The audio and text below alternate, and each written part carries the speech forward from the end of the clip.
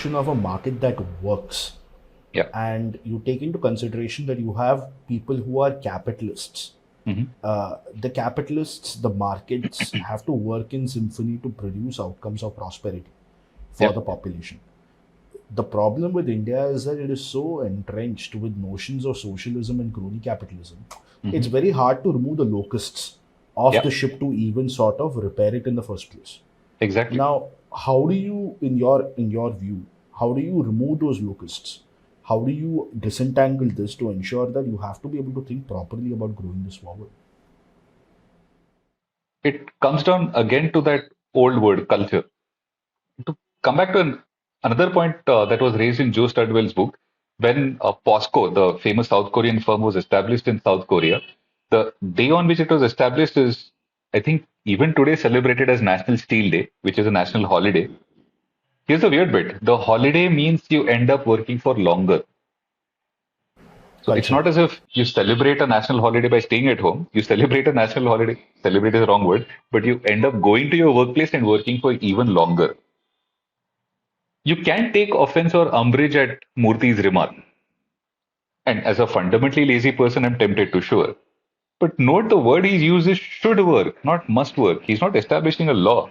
He's saying, look, other countries that have established this path of development have walked the walk. You're going to have to walk the walk. If you choose to not work for 14 hours, great. But if you want India to be a global leader, you have to be able to figure out how to produce more by paying people less. That's just as simple fundamental economics. When I say paying people less, I don't mean paying them less than the wage rate, but efficiency is creating as much as possible by using your inputs as efficiently as possible. If that means working more, plus if you're going up against China, you have no choice. You have to work more. Yeah, I'll ask this question. Mm-hmm. I'm not. I have some views on it, but I Yeah. think your views would be a lot more interesting. Which is, I think we as Indians tend to celebrate too often at too little accomplishments. Okay, like for example, Sure. if you take the United States Mm-hmm. from 1776 until today, Yeah. okay, they have a they have a head start in terms of having the ability to form their government on their terms, Mm-hmm. internal politics aside. Okay, so that's Yeah. almost close to 200, 250 years of progress Mm-hmm. in some direction or the other. All, like I said, all negative alien forces aside. Okay. Yep. Now, India has only 75 years, okay, Mm-hmm. of independence. 75 years of independence. My question is, looking at how we have gone from, a $958 GDP per capita in around, I don't know if my numbers are correct, but I will say that in the 1950s, 1960s, it was somewhere around $958, Yep. all the way till where we are today. Mm-hmm. Okay, it is great progress. Okay, but are we losing sight of where we want to be?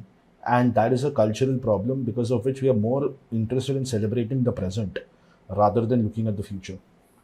Venerating the past, celebrating the present, but not focusing enough upon setting targets for the future. Absolutely, 100% agree. It's almost like We lack a you're mission defining statement. it. Yeah, it's like you're almost defining India in that sentence.